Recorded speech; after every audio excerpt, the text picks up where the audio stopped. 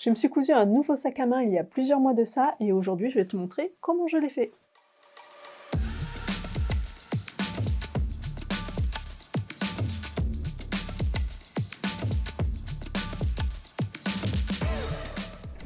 Je recherchais un sac plutôt de type sac à dos parce qu'avec un sac classique avec une bandoulière qu'on porte sur l'épaule, ça me faisait mal au dos, souvent parce que en fait mon sac était bien rempli. Donc je cherchais un sac qui se porte bien au milieu du dos pour ne pas être tordu et j'ai découvert grâce à une personne sur le chat Twitch cette marque, Bluecala. C'est une marque canadienne, mais la créatrice parle un peu français et certains de son patron sont aussi en français, dont celui que je te présente aujourd'hui, Speedwell. Cette vidéo n'est pas du tout sponsorisée, mais la créatrice m'a gentiment envoyé le patron gratuitement. Donc un grand merci à elle et surtout, n'hésite pas à aller voir ses autres patrons, ils sont vraiment très chouettes. Donc Speedwell, c'est un patron qui n'est ni facile à coudre, ni rapide à coudre, mais le résultat est vraiment top. Franchement, ça vaut le coup de prendre le temps de le faire. Du coup, cette vidéo risque d'être un peu longue aussi, mais n'hésite pas à utiliser les chapitres pour aller directement à la section qui t'intéresse. Au niveau du patron, on a quelques pièces qui peuvent être imprimées, mais juste celles qui ne sont pas rectangles malheureusement. Par contre, la créatrice a rajouté quelque chose de très chouette à la fin de son fichier et que j'ai aussi imprimé. C'est un tableau de toutes les pièces à découper, où elle indique les dimensions des rectangles, dans quel tissu, dans quel thermocollant les couper, combien de chaque, etc. Ce tableau est vraiment hyper pratique, donc j'ai découpé et reconstitué les pièces que j'avais en papier, et ensuite il a fallu choisir les tissus parce que forcément je ne voulais pas un sac complètement uni. Pour les fournitures, j'ai utilisé des chutes de tissus de mon stock. Tu reconnaîtras peut-être des tissus des accessoires de mon livre Couture Yoga. Ce sont des tissus assez épais, plutôt pour de l'ameublement, donc ce sera pour les tissus extérieurs, et j'ai pris différentes popelines pour l'intérieur. Une fois les tissus choisis, j'ai utilisé le tableau de découpe et mes feutres pour noter quelles pièces j'allais découper dans les différents tissus. Chaque couleur correspond donc à un tissu. Donc grâce à ce tableau, en fait, ça a vraiment facilité le travail. Au moins, j'ai vraiment pu découper mes pièces dans les bons tissus sans me tromper. Il faut aussi tout un tas de thermocollants différents, donc je te mets les liens de ceux que j'ai utilisés dans la description sous la vidéo. Il faut aussi plusieurs fermetures à glissière, des anneaux de réglage et un fermoir. Le patron propose 3 types différents de fermetures, donc soit avec un tourniquet, soit avec un fermoir cartable, soit avec un fermoir magnétique. Donc moi, c'est ce que j'ai choisi, le fermoir magnétique, parce que c'est ce que j'avais en stock. Mais j'avoue que, clairement, le fermoir pour cartable me plaît beaucoup, mais bon, peut-être pour une prochaine version. Donc une fois la préparation faite, j'ai pu tout découper. Et ensuite, il a fallu tout thermocoller, et ça, c'était vraiment très long. Toutes les pièces quasiment sont thermocollées et certaines ont même plusieurs thermocollants, comme par exemple le corps principal A en tissu extérieur qui a 3 thermocollants. Donc un thermocollant tissé, puis le thermocollant Peltex, celui qui est rigide centré par-dessus, puis par-dessus encore un autre thermocollant tissé. Bref, c'est une partie vraiment très longue à faire, donc n'hésite pas à te mettre devant la télé ou un podcast pour faire ça, ce sera beaucoup plus sympa. Moi j'ai bien mis 3-4 heures à faire tout mon repassage. Une fois que c'est fait, on peut passer à la couture. Enfin! Et pour info, toutes les pièces rectangles n'avaient pas du tout de numéro sur le tableau, donc j'ai pris la liberté de le faire parce que certaines pièces sont quasiment de la même taille que d'autres. Et donc je trouve que c'est plus facile si on donne un nom, enfin plutôt une lettre, à chacune des pièces. Donc j'ai juste continué sa numérotation, j'ai les pièces L, M, N, O, P, Q et R en plus. Donc on prend la pièce attache de sangle, donc c'est la pièce N pour moi, et on la plie en deux, envers contre envers. Je repasse pour bien marquer le pli. Je rabats chaque bord vers le milieu et je repasse à nouveau.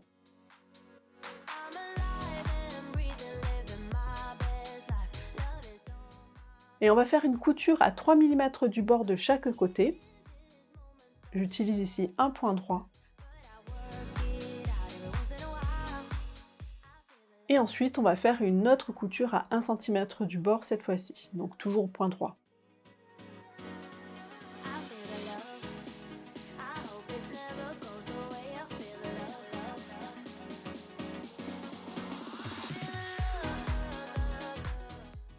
Ensuite, on prend l'anneau rectangle et on va passer notre attache de sangle dedans, envers contre envers. Et on va coudre ici en faisant un U pour bien fermer la sangle. Pour pouvoir être le plus proche possible de l'anneau, j'ai utilisé mon pied pour fermeture à glissière. Donc je me positionne bien sur la couture à 3 mm et je vais coudre par-dessus. Il ne faut pas hésiter à mettre quelque chose à l'arrière du pied tout au long de la couture car on utilise des tissus qui sont super épais et quelquefois on a besoin de ce support pour que le pied soit bien horizontal et que le tissu avance bien. Donc je vais où je peux au niveau de la couture, je pivote, je couds bien parallèle à mon anneau jusqu'à la couture à 3 mm.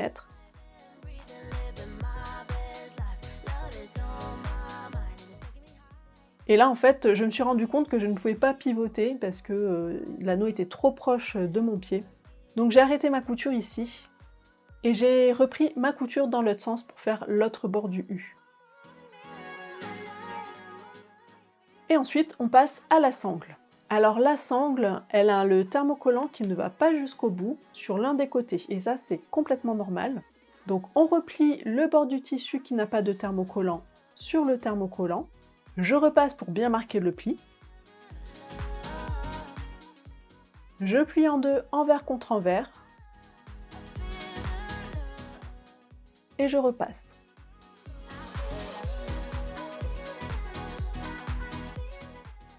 Je replie les bords vers le milieu et je repasse. Et je replie le tout.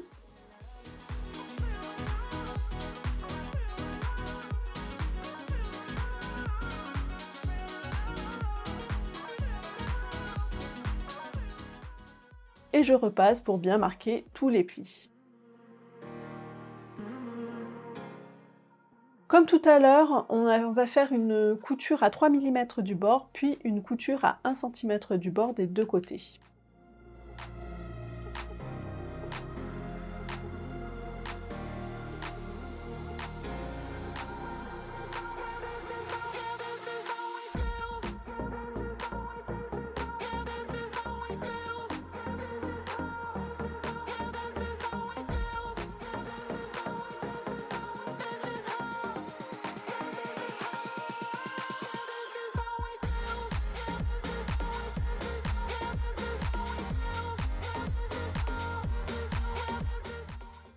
Ensuite, on prend la boucle de réglage et on passe le bout qui est bien fini dans la boucle. On replie de 5 cm environ et on va venir coudre le bord ici en faisant un rectangle pour que ça tienne bien.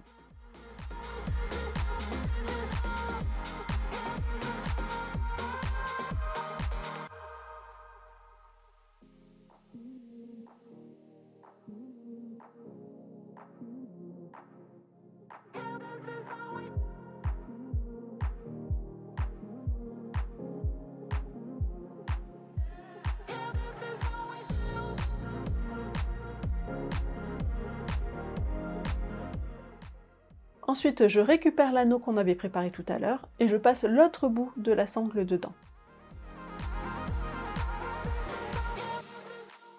Et je continue, je la repasse dans la boucle de réglage.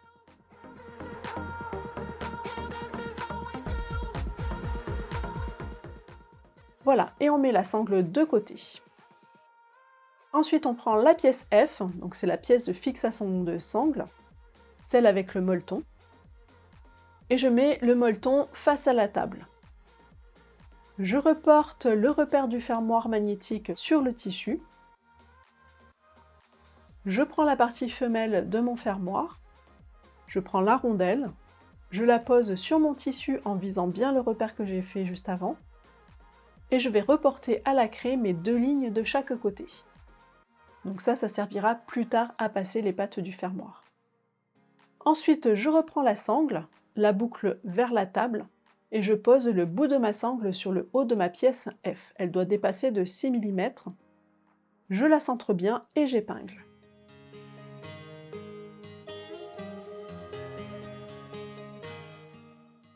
Et je couds à 3 mm du bord de la pièce F.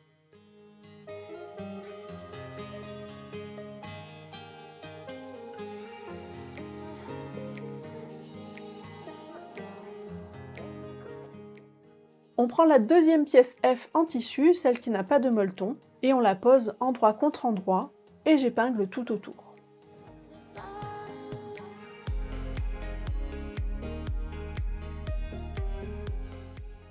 Et on fait la couture sur les 3 bords à 6 mm du bord.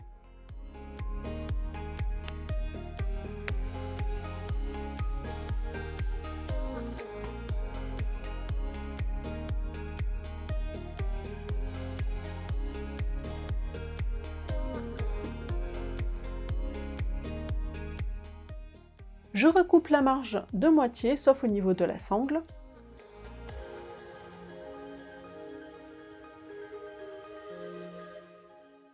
Je retourne sur l'endroit.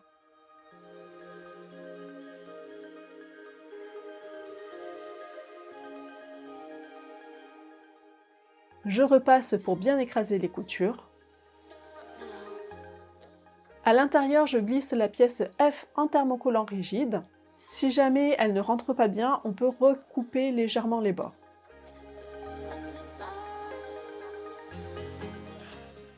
Je surpique à 3 mm du bord.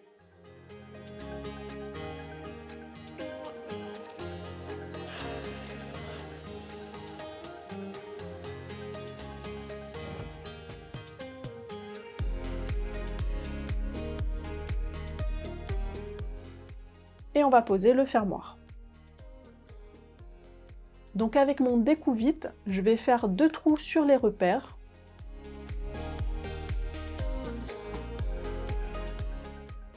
Je passe les pattes du fermoir et à l'intérieur, je place la plaque sur les pattes et je replie les pattes sur les côtés.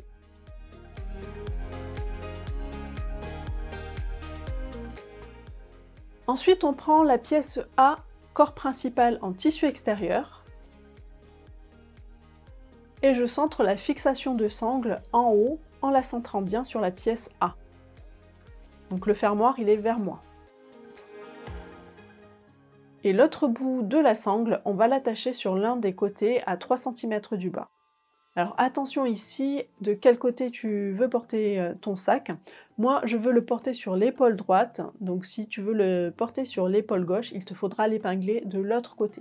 Donc je bâtis ça avec une couture à 3 mm du bord.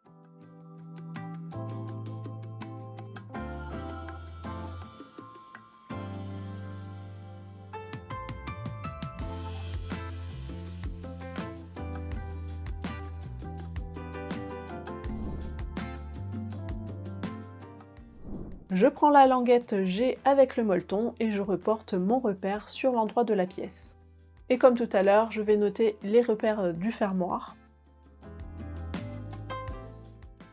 Par contre, cette fois-ci, je vais faire les trous tout de suite, comme ça sera fait. Je prends la deuxième languette, je la pose sur la première endroit contre endroit et j'épingle. Et je couds à 6 mm du bord sur les 3 côtés.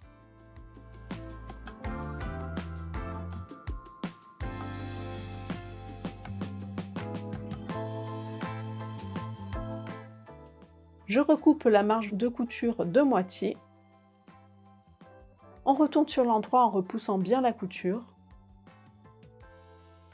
Je repasse pour bien aplatir. J'insère à l'intérieur la pièce G en thermocollant rigide. Et je surpique à 3 mm du bord.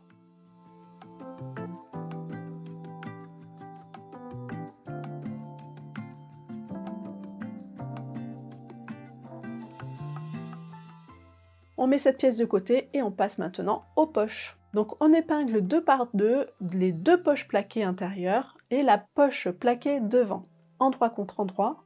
Donc attention ici à ne pas coudre la poche d'IP. Elle a la même taille que les poches plaquées intérieures. Donc sur les 6 pièces, on n'en coud que 4. Donc les 2 qui restent, ce sera pour la poche d'IP. Donc moi j'ai fait cette erreur et j'ai dû recouper mes pièces, donc attention. On va coudre tout autour en laissant une ouverture en bas de 7 cm. Je couds toutes les poches à 6 mm en pivotant bien dans les angles.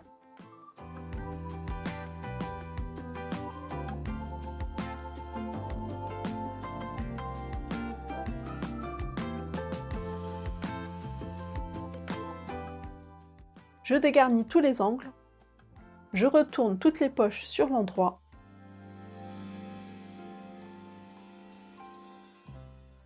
Je repasse pour bien écraser toutes les coutures et marquer les plis au niveau des ouvertures. Et on va surpiquer le haut de toutes les poches à 3 mm du bord. Donc le haut de la poche, c'est le côté opposé à l'ouverture.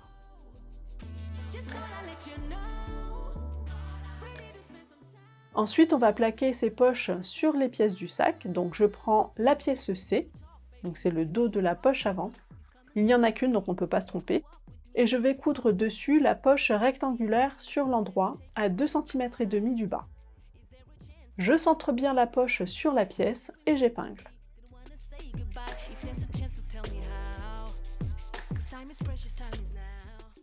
On fait la couture sur les 3 côtés à 3 mm du bord.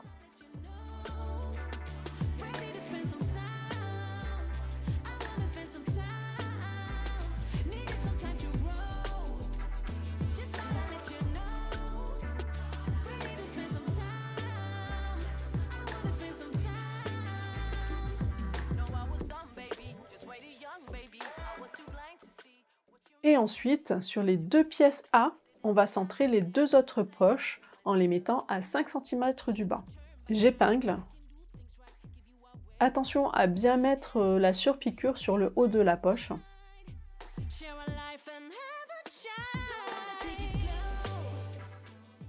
Et je coupe pareil à 3 mm du bord sur les 3 côtés.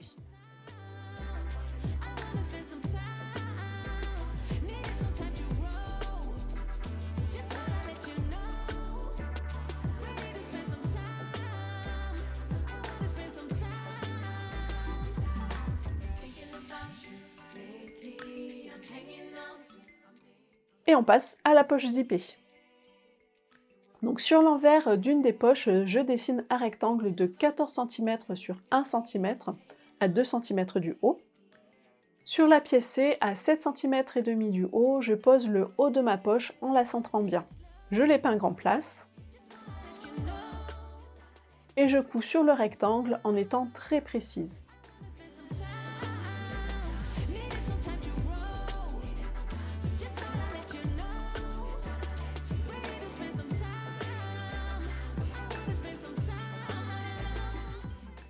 Je fais une petite fente au milieu de mon rectangle et je découpe jusqu'à 2 cm environ du bout et je partirai ici en diagonale. Je coupe jusqu'à la couture mais sans couper la couture et on fait pareil de l'autre côté. On passe la poche par le trou sur l'envers.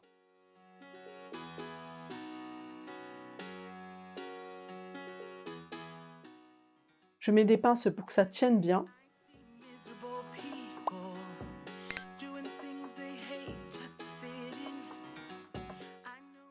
Je repasse.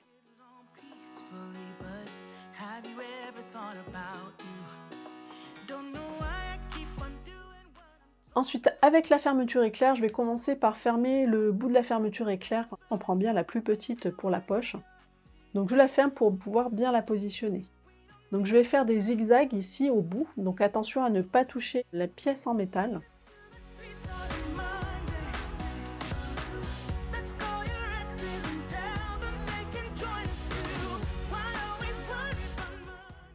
Donc je positionne ma fermeture au centre de mon ouverture. Je l'épingle.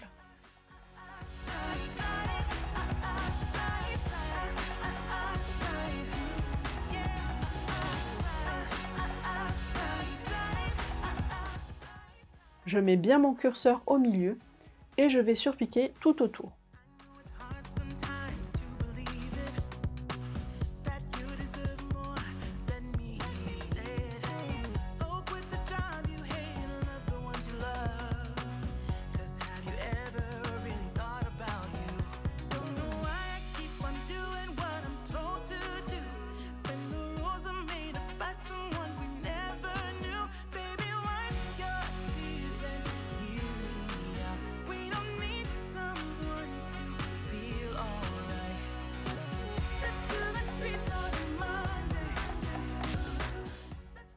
Je retourne et je pose la dernière pièce de poche endroit contre endroit et j'épingle tout autour.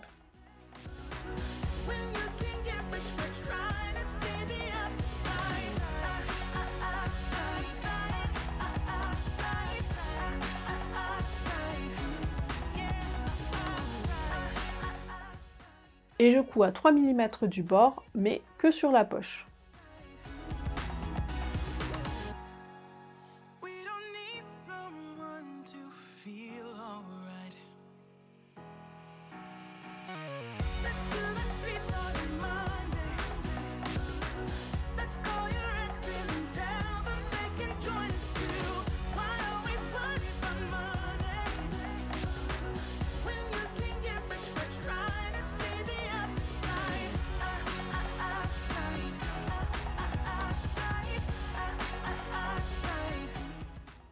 Voilà, donc là, la poche zippée est terminée.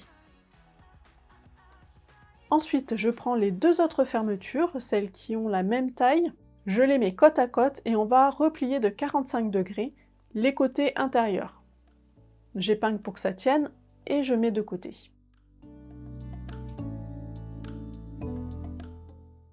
Ensuite, je prends les soufflets I et J, je les mets 2 par 2, endroit contre endroit. Donc ici, il faut faire attention à bien prendre une pièce thermocollée et une pièce non thermocollée.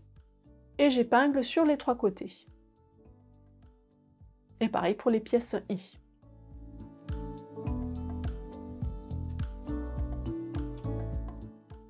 Je couds à 1 cm du bord sur les 3 côtés.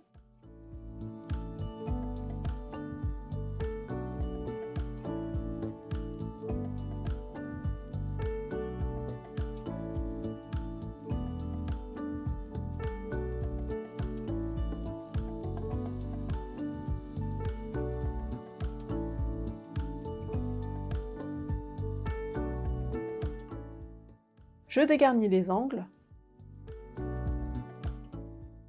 Je retourne sur l'endroit en repoussant bien les coins.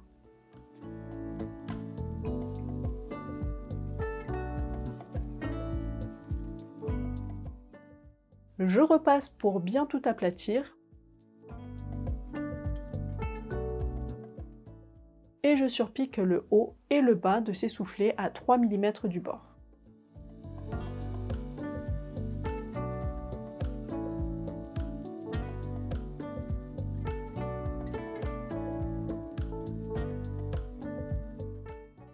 Je prends la pièce B, donc c'est le rabat avant zippé en doublure. Je pose mes petits soufflets à 2,5 cm du bas. J'épingle les côtés. Je couds à 3 mm du bord de chaque côté.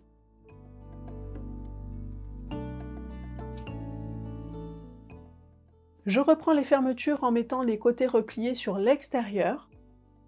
La butée métallique doit être à 1 cm du bas. Et j'épingle tout le long. Pareil avec l'autre fermeture.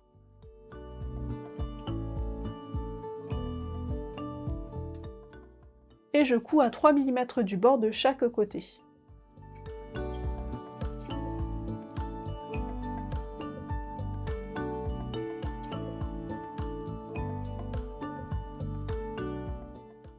Je reprends la languette et j'installe l'autre partie du fermoir magnétique.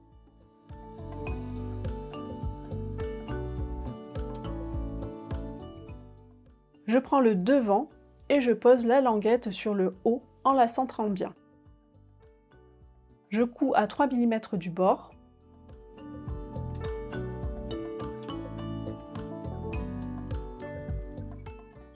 Par-dessus, je pose la pièce B, celle où j'avais cousu mes fermetures endroit contre endroit, et j'épingle tout autour.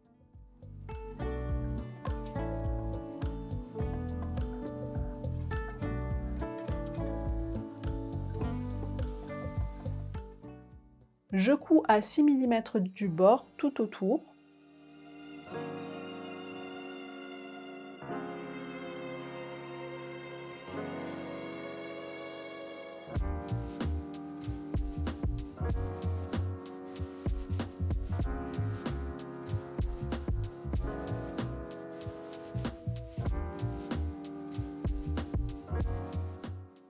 Je recoupe la marge de couture sur la partie arrondie en haut, donc sauf au niveau de la languette. Je retourne sur l'endroit et je fais bien ressortir les fermetures, la languette et les soufflets.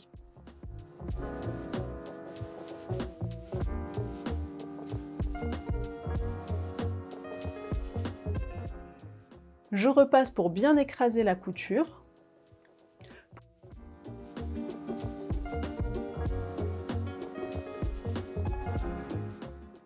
Pour les soufflets, je les repasse vers l'extérieur. Et pour bien maintenir les soufflets, je les ai scotchés sur la pièce. Comme ça, ils ne me gêneront pas pour la suite de la couture. Et je surpique tout autour à 3 mm du bord.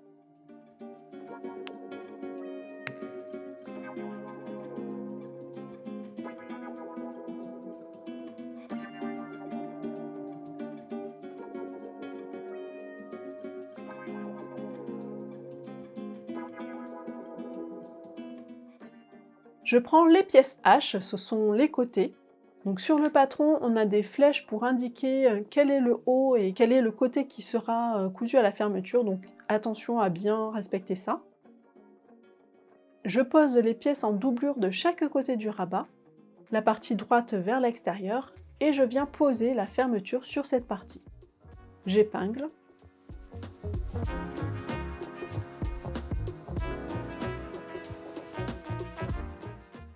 Et pareil de l'autre côté.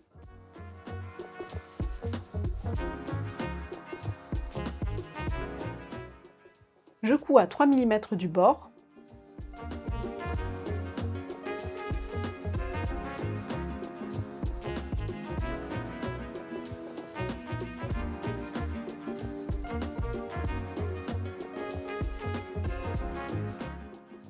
Par-dessus, je pose celle en tissu extérieur.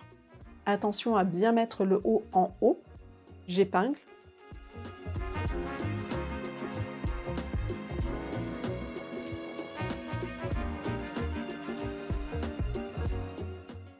Je couds à 6 mm du bord.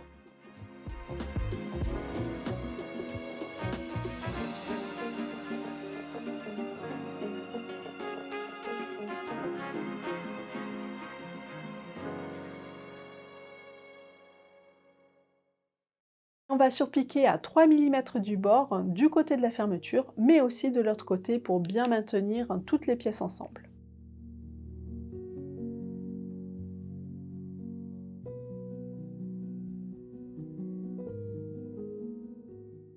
Je repasse pour tout aplatir.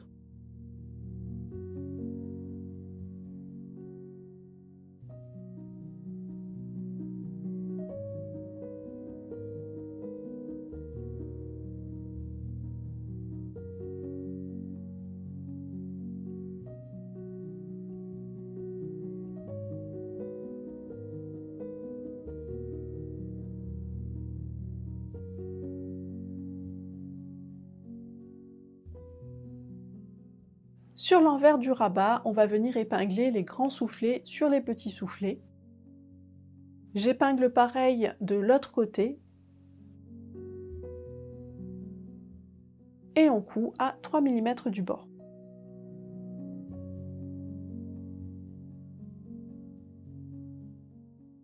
Voilà pour les soufflets. J'ouvre les fermetures. Ensuite, on prend l'empiècement supérieur D en doublure et on l'aligne sur le bord des panneaux latéraux. J'épingle. Je couds à 6 mm du bord.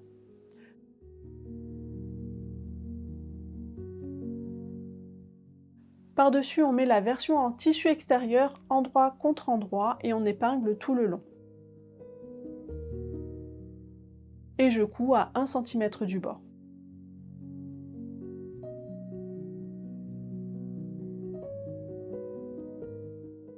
Je retourne sur l'endroit et je repasse pour bien aplatir la couture. Et je surpique à 3 mm du bord. Donc je referme tout.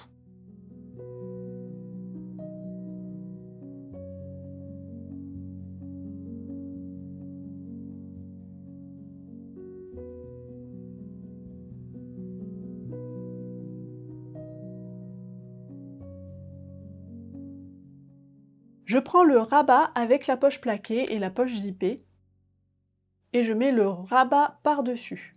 J'épingle tout autour, sauf sur le bas.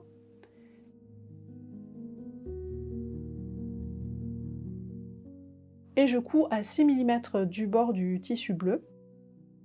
Donc le soufflet dépasse un peu, mais c'est pas grave.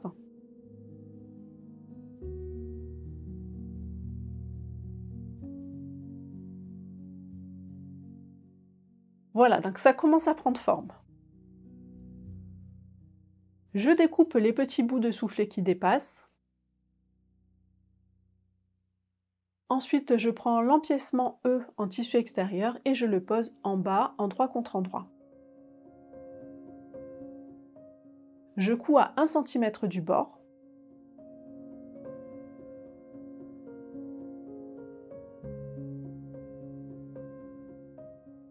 Je repasse bien à plat. Et je surpique à 3 mm du bord.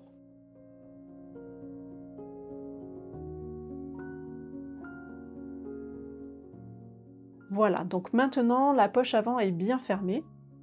Ensuite, je prends le dos et les deux panneaux intérieurs et je vais poser un panneau intérieur sur le dos envers contre envers en alignant bien les repères. J'épingle tout autour.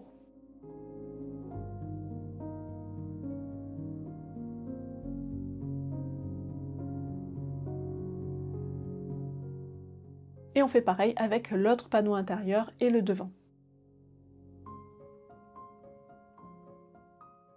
Je couds à 6 mm du bord.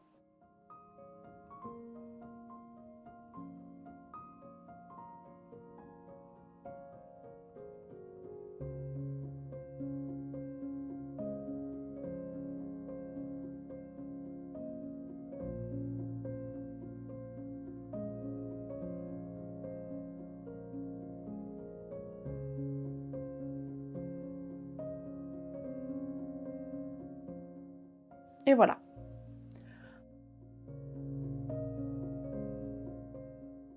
Ensuite, je prends la fermeture double et les pièces en parement zippé en doublure. Je pose la fermeture sur l'un des parements, je la centre bien et j'épingle tout le long. Je fais la couture à 3 mm du bord.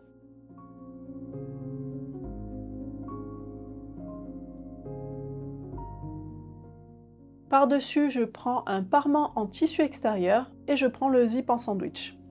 J'épingle tout le long et je couds à 6 mm du bord.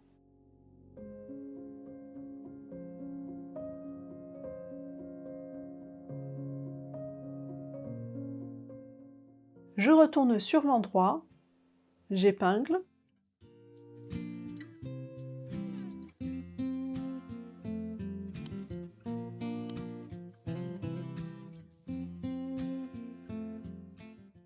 Je repasse. Et je surpique à 3 mm du bord.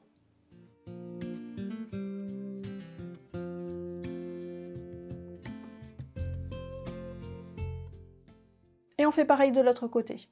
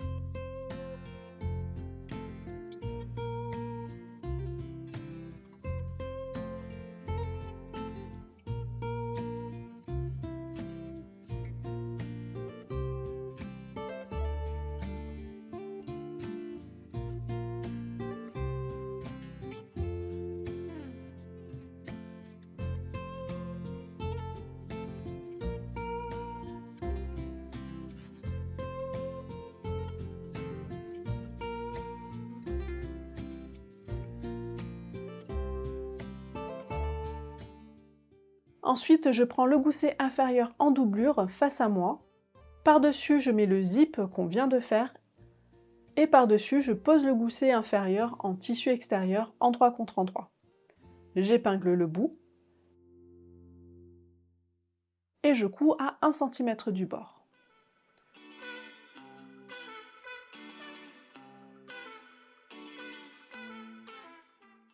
Je retourne sur l'endroit, je repasse et je surpique à 3 mm du bord.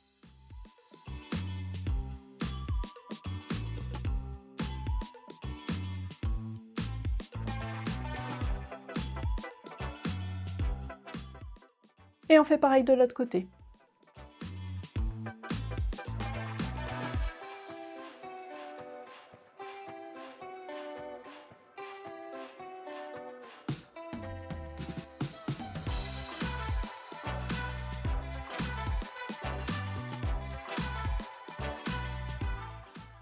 Et voilà, j'épingle les tissus pour bien les maintenir ensemble.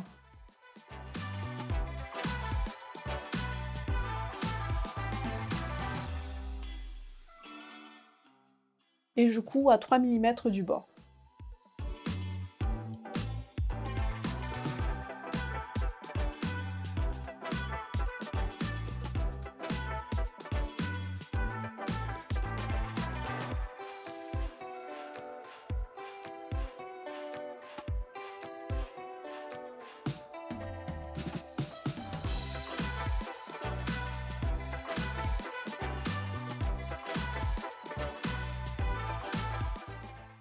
Je reprends mes patrons pour pouvoir renoter les milieux des pièces.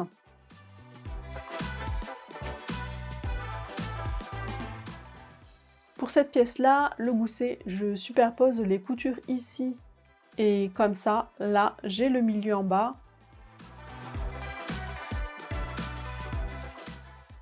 Et le milieu en haut. Ensuite, je prends le devant et j'aligne le repère du bas avec le repère du bas du gousset. J'épingle le tissu extérieur sur le tissu extérieur. Je superpose le repère du haut et j'épingle tout autour.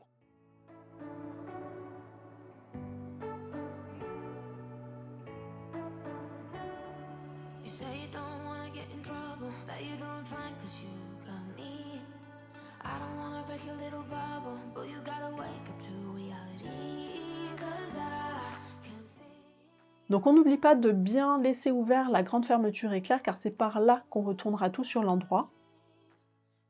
Je couds tout autour à 1 cm du bord et on met l'autre face de la même manière.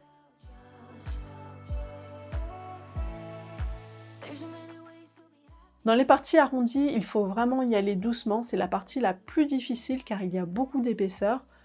N'hésite pas à utiliser ton pied pour fermeture éclair, ça peut faciliter la couture.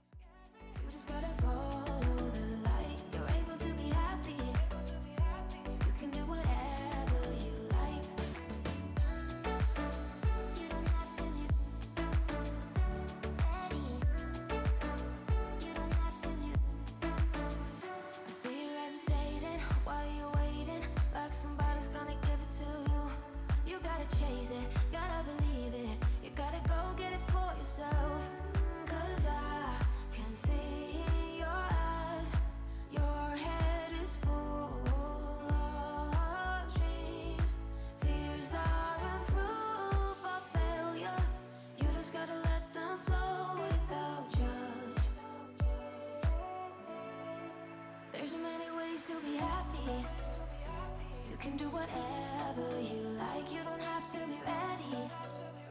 You just gotta trust the right. Don't have to be scary. You just gotta follow the light. You're able to be happy. You can do whatever you like. You don't have to be ready. You don't have to be.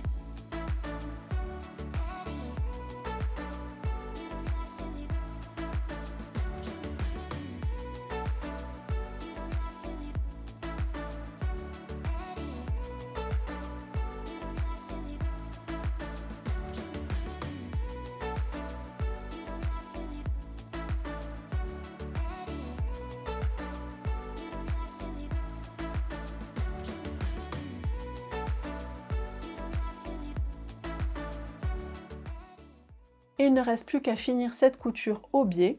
Donc je pose mon biais ouvert sur le bord de la couture et je vais venir coudre dans le premier pli.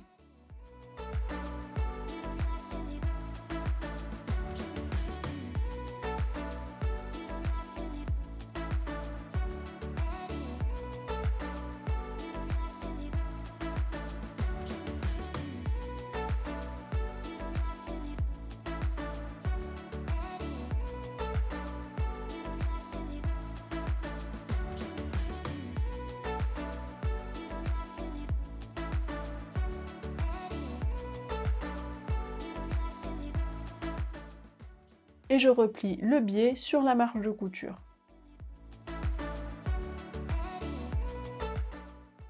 Et je pique à la machine.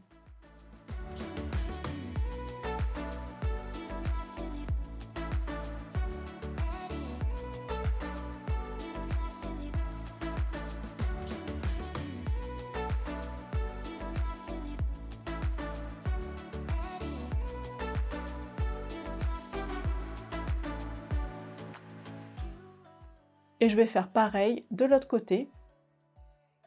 Je retourne mon sac sur l'endroit et c'est fini. You are like me. I am like you. Et pour coudre un joli portefeuille assorti, n'hésite pas à aller voir cette vidéo.